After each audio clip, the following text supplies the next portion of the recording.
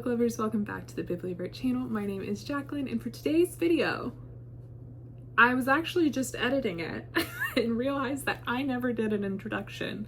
So I'm fixing that right now. But I had 3 books that I really needed to be held accountable to read. The first one was Cloud Cuckoo Land by Anthony Doerr.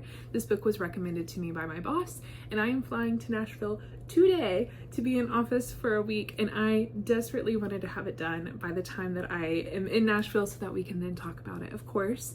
And I listened to that one on audiobook. The second and third books were both ARCs. The first one is Jeweler to the Blessed by Gillian Witt, and its pub date is August 19th, so by the time that this video comes out, it has been released. And then the third book, even though it comes out at the end of September, I believe September 23rd, I just wanted to make sure that I was keeping my NetGalley score high and just wanted to go ahead and read it, and it was Spellcaster by Jamin Eve. But I just wanted to take you along as I read these books. I also go to Raymond's bookstore day. But without further ado, here's the rest of the video.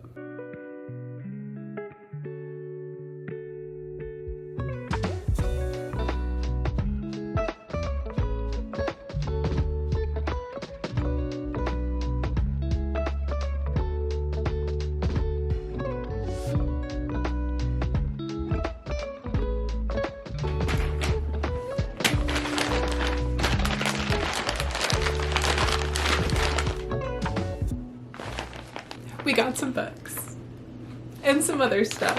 I'm really happy about it. So I thought we could go through it. A few things are gifts for other people, so I'm just gonna do a quick little show, and then you'll have to help me keep it a secret. I almost got this for myself too, and honestly I might go back and do that, but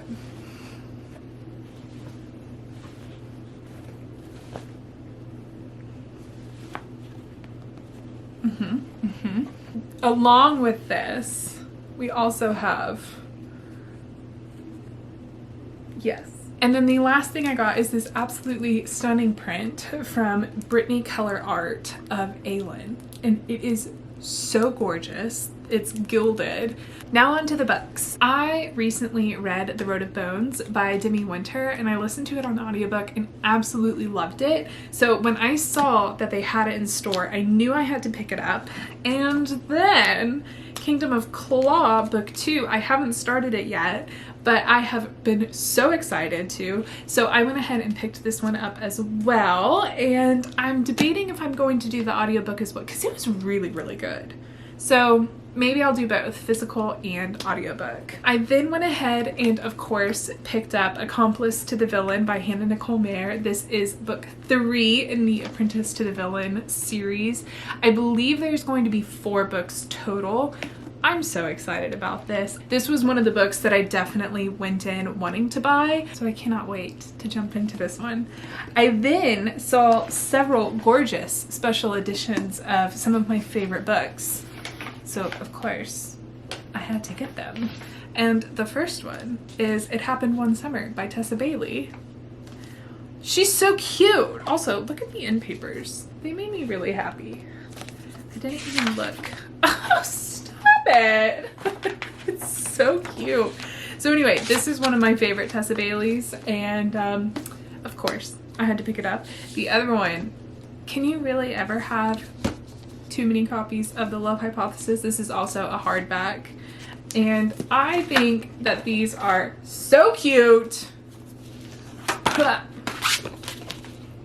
I love. And then I mean, it's so precious. I have seen this book everywhere, and it is Blood of Hercules by Jasmine Mass. I had no idea what the rating is like on Goodreads. I've just been so curious about it, and I love Greek and Roman mythology, so the moment I saw Hercules, I was like, you know what? I gotta do this. Also, it's like a gold sprayed edge, and I think it's really pretty. Gorge. The next one, this is The Wedding People by Alison Espak.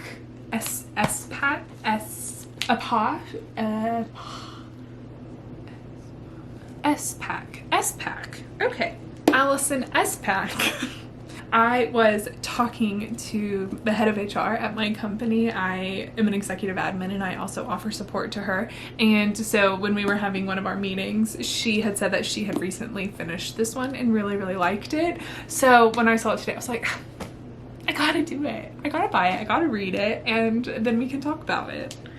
And then the last one, I have not seen this, heard of this, but oh my gosh. First off, gorgeous. Second, sounds so good. And it is Lore of the Wilds by Annalie Sabrana. Just take a second. Take as long as you need. Ma'am. That is, ma'am. So beautiful. An abandoned library with a deadly enchantment. Say less. A Fey Lord who will do anything to get in, a brave human woman, a collector of stories, willing to risk it all for a taste of knowledge and power.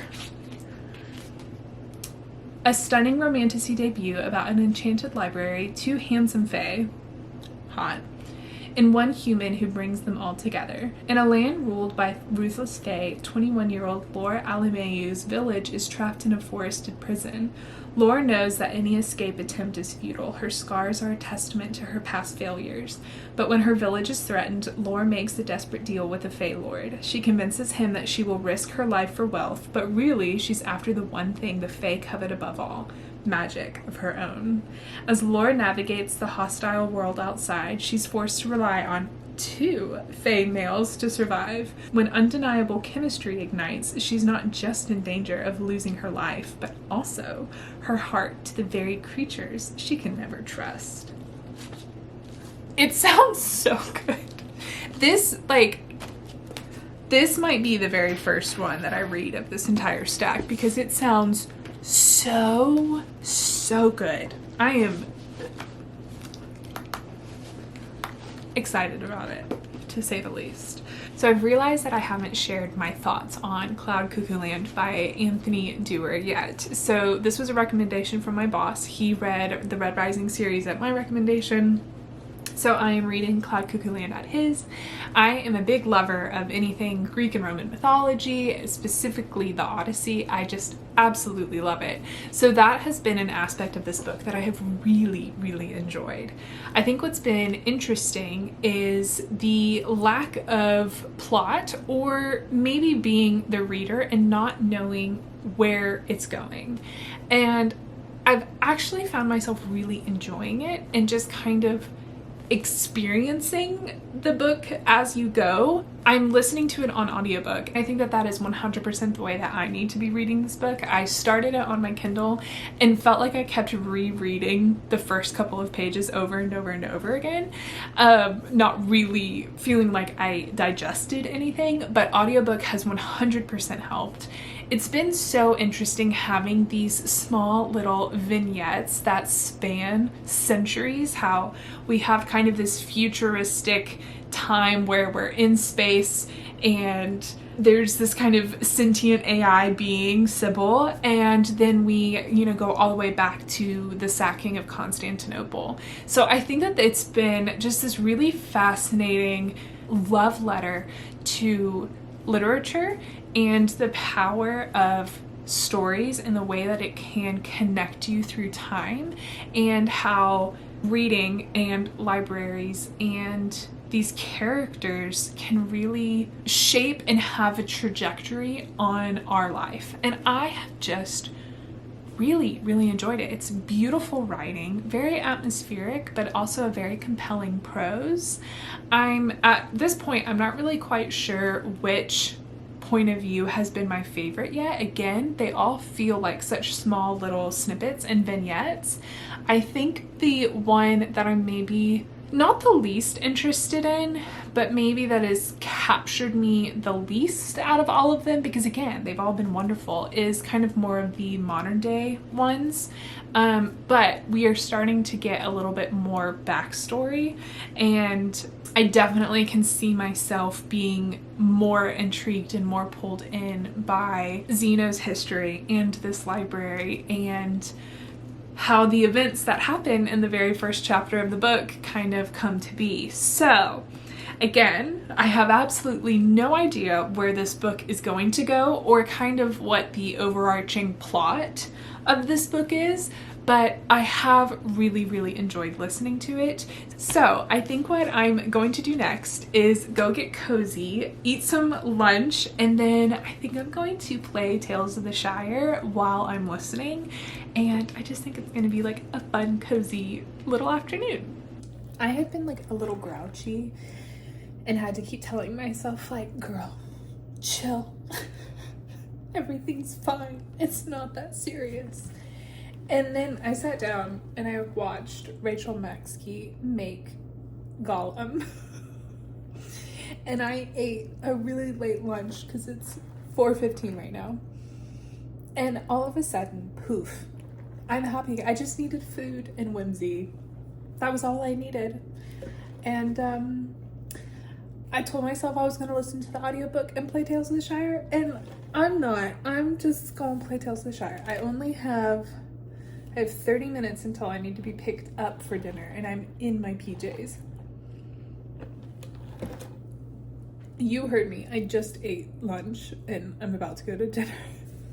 How long is it going to take me to get ready? 10 minutes?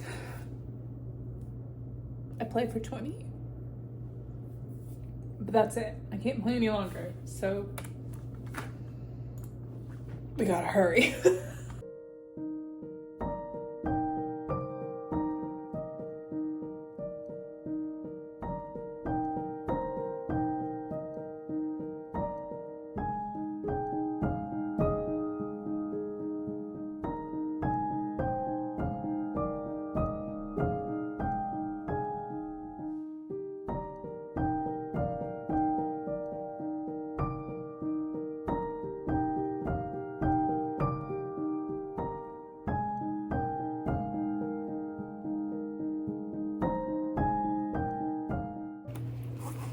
Played for way too long.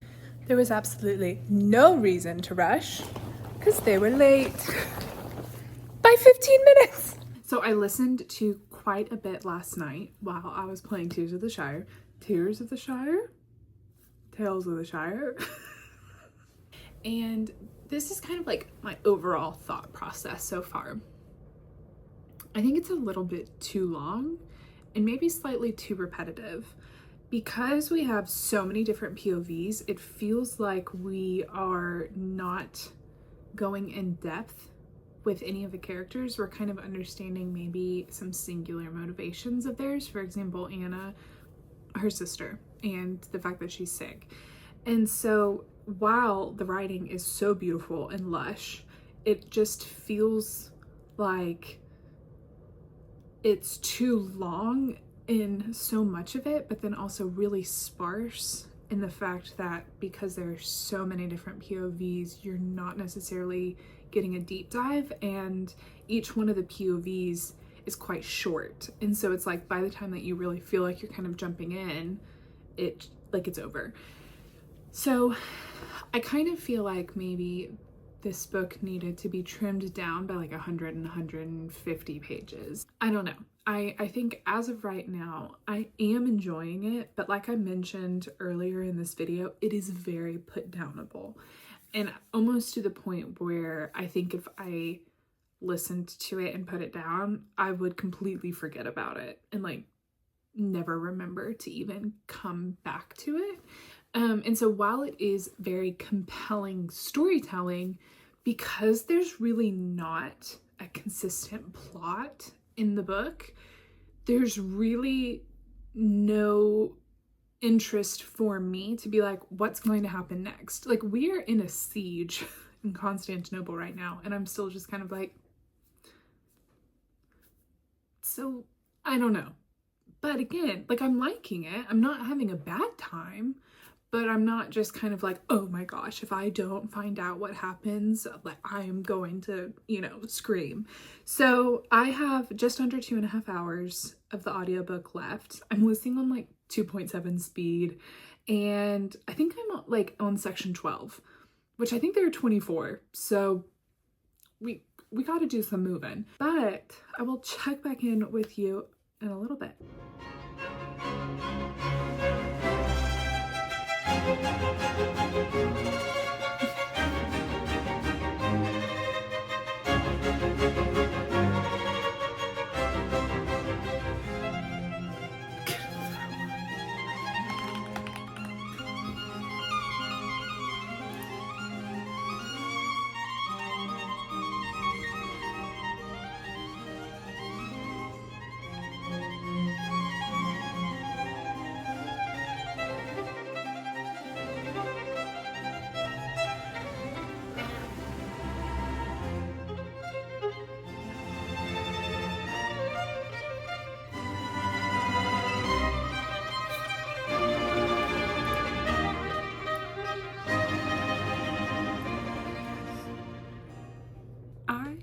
Feel like I have just gotten stabbed by a knife 15 times in a row.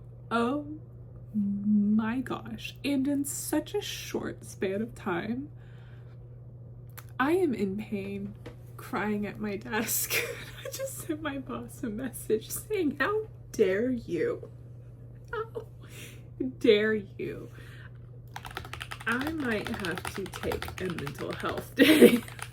I just finished Cloud Cuckoo Land by Anthony Doerr, and I think I'm still trying to suss out how I feel about it. So on one hand, I can appreciate the beauty of the writing and of this story and the way that small acts can have massive impacts for centuries to come. And the fact that the Cloud Cuckoo Land was originally written just to bring comfort to a niece that was sick. And then eventually the way that knowledge and books and imagination can carry us and can sustain through so much. I think and honestly, I'm very curious to see if after I've had more time to kind of munch on this book, how I'm going to feel in 24 hours and 48 hours. But gut feeling, because I literally finished it 5 minutes ago. Right now, I stand by my previous assessment of that the book was too long. And while I appreciate the way that the story came together, I do think that there was just a lot of open-endedness. And I think what's really interesting about this is that so much of the book was focused on sorrow, was focused on sadness and pain, and then had this interesting dichotomy with this whimsy and foolishness and ridiculousness of Cloud Cuckoo Land. And so it is kind of this interesting narrative, because even when we see Anna and Omir's story, when they come together, the happiness is still removed. Like, we don't see the happy part. And even the glimpses that we do see, it doesn't focus on the happy sentiments. Like, we see, that there are marriages, there are children, but that's not the focus. The focus is one of their children is sick and they read the book out loud to them, and then the child starts to feel better. And so and then Anna dies, that kind of thing. So I think that it's really interesting that when the bits and bobs that we get of Zeno's story, he is experiencing war, he's experiencing heartbreak, he's going and planning on having a life with someone that he loves, and then experiences that heartbreak. Then he comes back and he's throwing himself into his work of translating, but a lot of what we see are his insecurities that he feels like he's not good enough to be the one to translate. So even the happiness that he had when he learned that Cloud Cuckoo Land was found and he decided that he wanted to start doing some of the translations of it, that initial elation passed, and his insecurity and his fear and that kind of feeling triumphed over it. Then we move forward to Constance, and you know, a lot of it is just her isolation, the death of her family, and then Seymour, like so much of his life is surrounding his sorrows, and there's kind of this like pre the death of trusty friend and post, and that is just very much kind of, it feels like how his life is divided. So I find that it's interesting that does seem to be the sentiment. And so while I was listening to this book and found myself getting emotional, I am now sitting here questioning, was I emotional because it was a lot of emotional things happening one right after another, like absolute gut punches, and like lots of people died one after another, or you found out that someone was going to die one after another. And so it's kind of this interesting, was it just this raw feeling, or was it, oh no, I've actually connected with these characters and with this story, and this is I don't want to say that anything was inauthentic, but that it was just the natural reaction to it instead of kind of trauma for the sake of trauma, I guess might be a good way to put it. And then I think what's so interesting is, like, once we learn a little bit more of what Seymour's life looks like towards the end, and then where we get to with Constance, and then you really don't get any answers about that. And we get a little flash forward about Constance, and yet I still have so many questions. I will say the one thing that I really, really did not like is that the one individual who was violent was an individual who had autism. I really do not like the way that it demonizes those with autism, and I don't think that was Anthony Dewar's intention. But it could have been very simple to just not write it that way. So that's definitely like one thing that happened in this book that I was really, really uncomfortable and unokay with from the very beginning. But I am very interested to go read other reviews, and maybe I will circle back and have more coherent thoughts that I can share tomorrow about this book. But I am now on to The Blessed Jeweler, and I will check back in with you when I have started that. Okay, so I'm living on the edge a little bit because this book, I need it to be done by tomorrow. So anyway, I'm going to have it done tonight. I'm gonna write my review tonight, but I'm 30% of the way through. According to my Kindle, I have 4 hours and 9 minutes left. And I gotta tell y'all, I am really enjoying this book. It is Jeweler to the Blessed by Gillian Witt.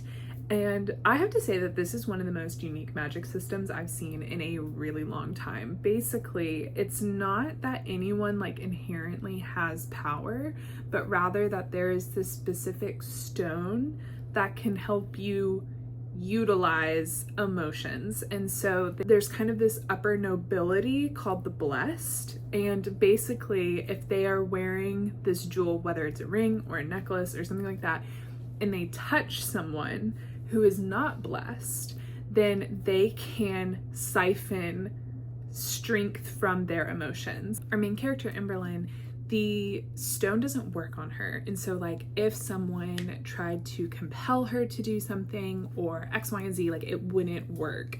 And they also are not able to take that emotion from her. So she has to keep that secret. Otherwise, it could be disastrous for her and her family if it was known that the blessed were not as like all powerful, that there were people that they could not control. So she is a jeweler, but she's apprenticing under her uncle, and her uncle is the only jeweler in the city who can handle the stone, source it and handle it and make jewelry out of it. And he goes missing. So she has now been forced to be the replacement jeweler for him, and she's trying to make sure that no one learns her secret that the stone doesn't work on her. So she's given a bodyguard, and he's just protective. Again, I'm at 30% and I just learned his name and I'm like anyway, it's really good. I will say this, it's like instant attraction is probably the best way to put it. It is single POV as of right now, but I feel like her bodyguard is also like, yeah, no, I'm into this. But it's kind of refreshing. But one thing that I'm really happy about is that things are like moving at a good pace. It's not like insta love where it's just like boom and they're together and then like it just feels really fast.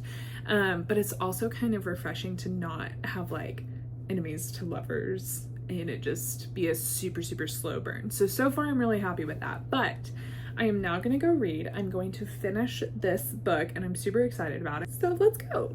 Okay, so I finished Jeweler to the Blessed by Gillian Witt last night. I submitted my review at like 11:15. I did just look up if you had to submit your review before the archive date, and the answer is no. The archive date is just the date where you can no longer download the book from NetGalley. So technically I would have been fine. However, I did really want to read it and I want to make sure that I get my reviews in before the pub date. So I'm not mad about it, but I just realized that I didn't quite understand the process as well as I probably should have. So my thoughts on Jeweler to the Blessed, I gave it 5 stars. I had such a fun time reading this, such a unique magic system. I really enjoyed the way that the plot progressed. There's prophecy elements to it. The history was really cool. I loved their romance. I thought it was really, really sweet. I enjoyed that it wasn't this like enemies to lovers. It was more of kind of like they were initially attracted to each other, but they also got to know each other and like had reasons for liking one another. And I really, really enjoyed that. I'm also a big fan of the bodyguard trope. So like that was nice. That was really, really nice. I just really liked Hart as a love interest. I thought he was wonderful. There were a few things that like maybe weren't my favorite things, but it also didn't feel enough to like dock even like half a star. So the first thing was there was an element of it that was maybe like the twist at the end was maybe slightly predictable, but I can also understand why the main character didn't see it coming, so that it made sense.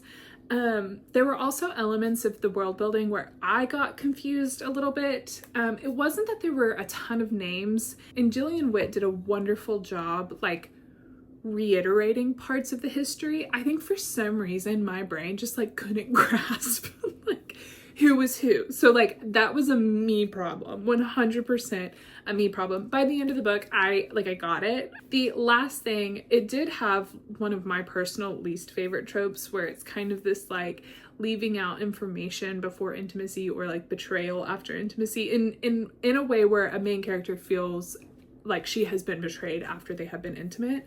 However, in this book, she very much was like, nope, I don't want to know.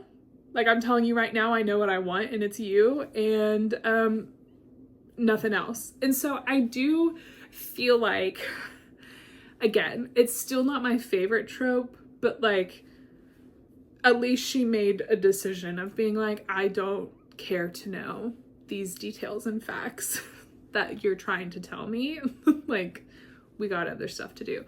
So there's that. However, Super, super fun. I loved where the book ended, that it wasn't on this like massive cliffhanger, but it really did set the next book up really nicely. Jeweler to the Blessed comes out on August 19th, and I, for one, am very excited to get a physical copy and add it to my shelves, but this was definitely a win. I thoroughly, thoroughly enjoyed it. The next book I'm going to read is the second arc that I have, and it is Spellcaster by Jamin Eve, and this is like a dark academia, witches, Warlock Academy, slow burn. It kind of seems like it might become slightly darker romance. I'm reading the reviews on NetGalley right now, and like, I think it's gonna be good. I think it's gonna be good. The only thing that I'm like, I don't love urban fantasy for some reason. It just like absolutely does not draw me in, and so I'm curious to see how that's going to go.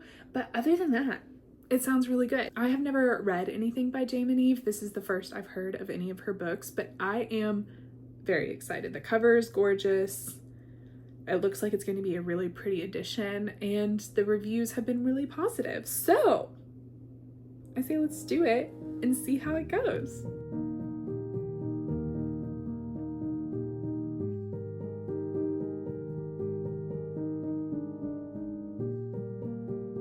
I finished Spellcaster by Jamin Eve yesterday, so here are my thoughts. First and foremost, let me give you the premise of this book. Paisley is 22 years old, and she was born into a witch warlock family, and when you turn 22, you come into your power, and then that is when you start college. Also, the academic year is January to October 31st. That took me way too long to figure out. I thought she was joining in the middle of the year and was very confused about that, but that's completely beside the point. So Paisley comes into her power, and in this society, the powers that they have are elementals, and so you have air, fire, earth, water, metals, and then you can have necromancy, a sprite one, which like you have a familiar and you're kind of more attuned to the earth, and then spellcaster, which is the most powerful, meaning that you have access to all of them with the exception of necromancy. So she starts school, she doesn't quite know what her affinity is, her magic is super erratic, she doesn't know how to unlock it, and she's just really struggling with her place in the school. One of the things that I really, really liked about this book is that all of her siblings were also at school at the same time. So she has 5 siblings, 2 of them are twins. I thought that that was kind of like a fun familial aspect of this book. But when she shows up on her first day of school, she runs into her family's ex-BFFs turned enemies. And basically their families were super, super close, and a catastrophic event happened, and this other family's mother died, and that family blames her family for the death of the mom. Apparently also their son, who is 2 years older than our main character Paisley, his name is Logan, was, even from the age of like 6, very obsessed and protective over Paisley. And so anyway, Logan transfers to this school, and he's like the most powerful spellcaster there's ever been, which is like the highest order in this magic society. But his family has a blood oath against her family, and so they want them all dead. So that's going to cause some problems. So anyway, she's told by everyone that she needs to stay away from Logan. Of course she doesn't. So basically this book is just about her freshman year at this college, learning her power, trying to avoid Logan. Oh, and there are also monsters that are actively trying to kill her. She almost dies like 10 times, and Logan saves her all 10 times, but she's still convinced that he's the one calling the monsters, even though he keeps saving her. So anyway, there's like a little mystery, a little suspense, some touch of like forbidden romance for sure. So that's kind of like the premise of the book. And now into my rating of this book. Initially, I had no idea what to expect. This was my first book by Jamin Eve, and I went into it kind of thinking it was going to be more of like a dark academia style book. And at first, the first like 10 or so pages, I was very confused of like, okay, am I gonna like this? Like, is this for me? Should I just like put it aside and say like, oh, nope, Like, I'm not the intended audience for this. And then it like clicked for me that if you like Zodiac Academy, you will more than likely like this book. And I think the moment I made that connection for myself, I was able to enjoy this book so much more. I ended up giving it 4 stars. I had a really good time. There were so many things that I was like, that's stupid. Like, that's actually annoying. But I was there for the plot. Like, I was 100% there for the plot. With Zodiac Academy and this book, you're just kind of like, this is absolutely wild. This is crazy. What in the actual world is going on right now? But it is addicting. And I don't know what else to tell you. So that's kind of how I felt about this book. The moment that I was like, oh, I'm just going to reframe my brain and I'm just going to be here for a good time, I had a blast. I actually haven't been able to stop thinking about it. And I'm like kind of mad at myself for it. But like, I had a good time. So for me, this book very much felt like obviously Zodiac Academy, but also kind of like Twilight if it was aged up and had more adult content, because the whole time Logan is like avoiding her. And I was like, wow, this feels so much like Edward. Just being like, deuces, I'm gonna save you, and then see you never. So I mean, like, there were just a few times where I was like, we don't make the best decisions, but like also you're in college. This is the time to do it, I guess. I don't know. I don't know. But I had a good time. So like, I would recommend it. There you go. Those are my thoughts. It comes out on September 23rd. And honestly, I'm probably gonna buy it. 1, it looks like it's going to be a gorgeous edition. And 2, like, I'm gonna read book 2. Like, I'm in. I might actually look up Jane and Eve's backlog. Like, again, now that I know, and I can just have a good time, you know? You know? I know you know. Anyway, that is it for this video. Thank you all so much for holding me accountable to make me read these books. It was so helpful. If you would like to learn a little bit more about us, you can check us out over on Instagram at the Bibliovertpodcast. We also have another YouTube channel, the Bibliovert Games, where I do like cozy gaming kind of stuff, which is fun.